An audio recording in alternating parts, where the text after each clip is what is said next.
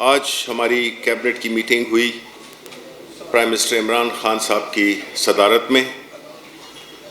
سب سے پہلے جو پرائم منسٹر صاحب نے ایک بات کی وہ بڑی اہم تھی۔ تلاوت کے بعد انہوں نے یہ کہا کہ انشاءاللہ تعالی جو بھی ہمارا حکومت کا بقیہ حصہ اس پہلے سٹنٹ کا ہے اس میں انشاءاللہ وہ احساس کے پلیٹ فارم کو استعمال کرتے ہوئے ڈیٹا بیس چاہے وہ احساس کا ہو نادرا کا ہو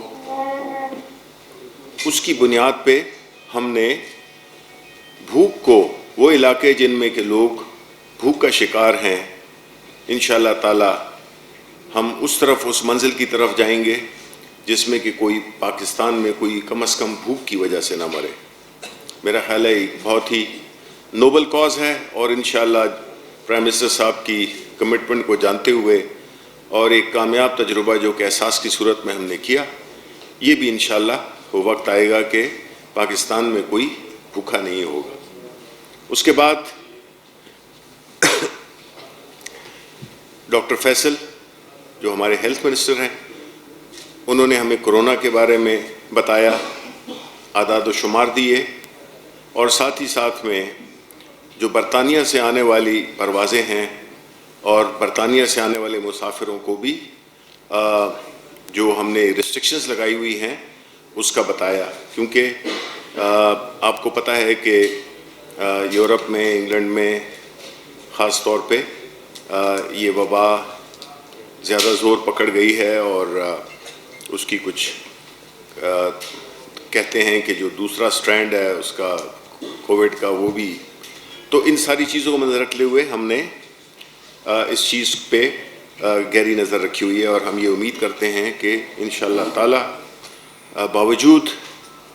پی ڈی ایم کی غیر ذمہ دارانہ جلسوں کے جلوسوں کے ہم جو ہے تو انشاءاللہ اس کو کووڈ کو قابو میں رکھیں گے۔ دوسری بات یہ بھی ہے کہ یہ بھی ایک الحمدللہ ایک بڑی بات ہے کہ جب پہلی ویو آئی تھی کووڈ کی تو اس میں ہمارے پاس ایکوپمنٹ نہیں تھا اور ہم امپورٹ کرتے تھے، امپورٹ کرنا پڑا۔ اب اللہ تعالیٰ کے فضل سے یہی چیزیں ہمارے ہاں بن رہی ہیں اور ہم امپورٹ نہیں کر رہے بلکہ ہم اس میں اب خود کفیل ہو چکے ہیں۔ اس کے بعد جو پیٹرولیم ڈویژن میں جو گیس کی جو دستیابی اس کے بارے میں ایک تفصیلی گفتگو ہوئی۔ میری گفتگو کے بعد آپ کو ہمارے جو انرجی گیس کے اور پیٹرولیم کے جو ایڈوائزر ہیں ندیم بابر صاحب وہ آپ کو بریفنگ دیں گے۔ اس کے بعد کچھ تجاوزات جو کہ اسلام آباد میں ہیں سی ڈی اے نے اس کے بارے میں ہمیں بریفنگ دی اور ہمیں بتایا گیا وہ ٹائم لائنز کہ کون کون سی روڈز کون کون سی جگہیں کلیئر ہو جائیں گی جتنی بھی تجاوزات ہیں اسلام آباد میں۔ اس کے بعد جو ایک اہم بات ہوئی جس میں کہ ابھی آپ نے ذکر بھی کیا مفتی کفایت اللہ کی صورت میں، دیکھیں جیسا کہ آپ کو معلوم ہے کہ پچھلے دنوں میں پچھلے ہفتوں میں ایک یورپین یونین میں نے ایک ڈس انفو لیب کا انکشاف کیا تھا کہ انہوں نے اس کو انرتھ کیا ہے کہ ایک ایسا انڈیا کا ایک ڈس انفارمیشن کا ایک نیٹ ورک تھا جس کا مقصد پچھلے 15 سال سے پاکستان کے بارے میں نگیٹو خبریں، ایک ایسا ماحول دنیا میں ایک ایسا تاثر دینا جس میں کہ ہماری اکانومی کو ہٹ کیا جا سکے، ہمارے اداروں کو ہماری افواج پاکستان کو ہٹ کیا جا سکے، ہمارے ملک میں دہشت گردی بے چینی اس کا کس طرح سے پھیلاؤ کیا جائے، غلط خبریں۔ اگر آپ کو یاد ہو تو جب ہماری حکومت آئی تھی تو پہلے دن سے ہی یہ ایک پروپیگنڈا شروع ہو گیا تھا کہ حکومت فیل ہو گئی ہے، ابھی آئے ہوئے ہمیں 1 دن ہوا تھا اور ہم فیل ہو گئے. تو اس قسم کی جو ڈس انفارمیشن کا جو ایک کیمپین انڈیا نے شروع کیا ہوا تھا، آج ہم دیکھ رہے ہیں کہ پی ڈی ایم کے پلیٹ فارم سے بھی اسی قسم کی باتیں ہو رہی ہیں، چاہے وہ نواز شریف کی صورت میں ہو، چاہے وہ مریم نواز کی شریف صورت میں ہو، یا وہ مفتی کفایت اللہ کی صورت میں ہو. مقصد دانستہ طور پہ یا غیر دانستہ طور پہ جو کیمپین ڈس انفو لیب کر رہا تھا، وہی بیانیہ لے کر ہمارے پی ڈی ایم کے جو کچھ لوگ ہیں وہ لے کے چل رہے ہیں. اب اس کا مقصد یہ بڑا ایک آرگنائز منظم قسم کا ایک کیمپین ہے، جس میں کہ ریاست پاکستان کو بدنام کرنا اور ملک کو کمزور کرنا، ملک میں افراتفری پھیلانا، یہ اس کا بنیادی مقصد تھا، جس کا کہ ہم ری پلے دیکھ رہے ہیں، یا اس کا جو ایکچول ورژن ہے وہ ہم ابھی یہاں پی ڈی ایم کی صورت میں دیکھ رہے ہیں. تو ایسی صورتحال میں حکومت نے بھی اس کا بڑی ہی سنجیدگی سے نوٹس بھی لیا ہے، اور ہم چیزوں کو مانیٹر کر رہے ہیں کہ یہ چیزیں آئسولیشن میں ہو نہیں رہی ہیں. کون حسین حقانی سے منسلک ہے، کون کس کو ایڈوائز کر رہا ہے، یہ ساری چیزیں، یہ رپورٹس ہمیں مل رہی ہیں. اب یہاں پہ اس قسم کی باتیں کرنا جو کہ مفتی کفایت اللہ نے کی ہیں، یہ تو انتہائی شرمناک ہیں، اور اس قسم کی گفتگو سے آپ کچھ بھی نہیں کر رہے سوائے اپنے دشمن کو خوش کر رہے ہیں. کیونکہ جو باتیں یہاں پہ ہوتی ہیں وہ کچھ ہی دیر میں انڈیا کے ٹیلی ویژن، انڈیا کے میڈیا پہ ایز بریکنگ نیوز چل رہی ہوتی ہیں. چیف منسٹر سندھ نے پرائم منسٹر کو ایک خط لکھا ہے گیس کے حوالے سے، کچھ سیکشنز نے، پرنٹ میڈیا نے اس کا کچھ حصہ چھاپا بھی ہے، تو میں اس حوالے سے کچھ باتیں کروں گا، اور اس کے بعد پھر جنوری اور سپلائی کی جو سچویشن ہے اس پہ بات کروں گا. اگست میں جب مشترکہ مفادات کونسل کی میٹنگ ہوئی، کونسل آف کامن انٹرسٹس، تو اس میں سندھ کی طرف سے آرٹیکل 158 کا ایجنڈا آئٹم جو پہلے سے چلا آ رہا تھا، اس پہ میں نے ایک بریفنگ دی کونسل کو، اور اس بریفنگ میں میں نے جون 2020 کے ایکچول نمبرز دکھائے سارے صوبوں کو. میں وہ نمبرز آج آپ کے سامنے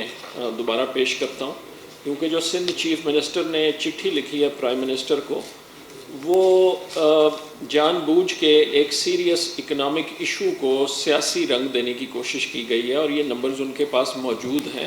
کیونکہ یہ کونسل آف کامن انٹرسٹ میں ہم نے سب صوبوں کو پریزنٹ بھی کیے تھے. جون 2020 میں ایکچول پروڈکشن گیس کی، سیلیبل گیس کی،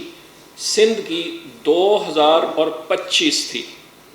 2025 ملین کیوبک فیٹ، تو تقریباً 2 بلین کیوبک فیٹ آپ سمجھ لیں. اس میں سے 1562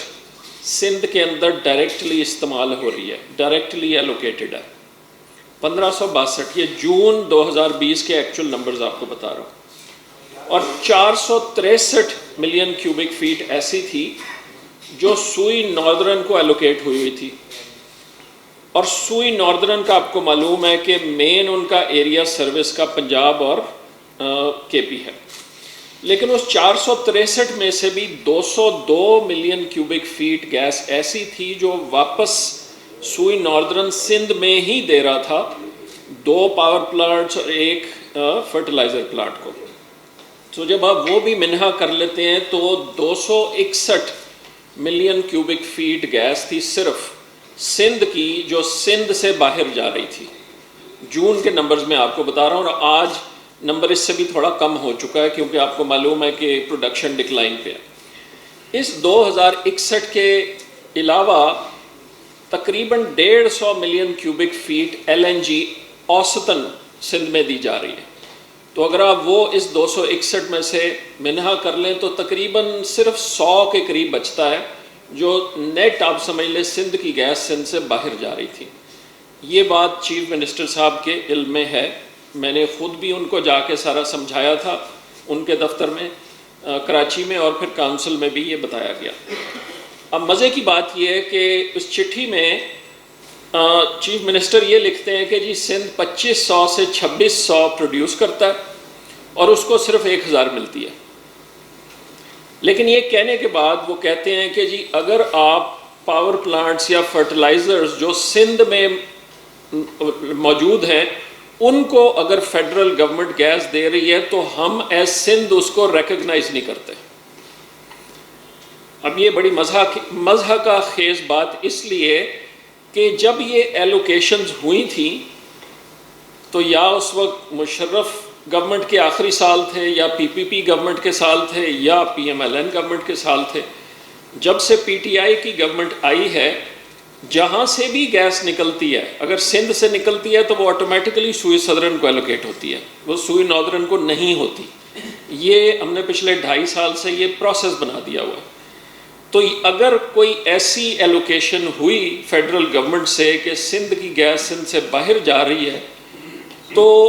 آپ یہ کہہ رہے ہیں کہ آپ اپنی حکومت جب آپ کی فیڈرل گورنمنٹ تھی آپ اس کے فیصلے کو ریکگنائز نہیں کرتے. آپ کہہ رہے ہیں کہ پی ایم ایل این جب گورنمنٹ میں تھی جس کے ساتھ آپ کا اشتراک تھا آپ اس کے فیصلے کو ریکگنائز نہیں کرتے, یا آپ کیا کہنا چاہ رہے ہیں؟ اصل میں وہ کہنا یہ چاہتے ہیں کہ جی گیس کے معاملے میں تو ہم ساری گیس خود استعمال کریں گے اور ہمیں ایل این جی نہیں لینا چاہتے کیونکہ ایل این جی کی قیمت زیادہ ہے. لیکن یہ ہو اس لیے نہیں سکتا کہ ہمارا جو نظام ہے گیس کا بھی اور بجلی کا بھی وہ ایک سینٹرل نظام ہے. 11 نومبر کو جو سی سی آئی ہوئی اس میں بھی میں نے ایک پریزنٹیشن کی جس میں میں نے دکھایا سارے صوبوں کو کہ بجلی کے نظام میں سارے ملک میں ایک قیمت رکھنے کے لیے جو پنجاب کی 5 ڈسکوز ہیں وہ بہتر ہیں, ان کے لاسز بھی کم ہیں, ان کی ریکوریز بھی بہتر ہیں. جو سندھ کے پی اور بلوچستان کی ہیں ان کے لاسز بھی زیادہ, ریکوریز بھی کم ہیں. لیکن حکومت نے فیڈریشن کو اکٹھا رکھنے کے لیے ایک نظام بنایا ہوا ہے اور وہ نظام یہ ہے کہ سارے ملک میں ایک قیمت رکھی جائے گی. یہی نظام گیس کے سلسلے میں ہے. تو اس لیے یہ کہنا کہ نہیں جی ہم اس کو نہیں مانتے یہ بات مناسب نہیں ہے.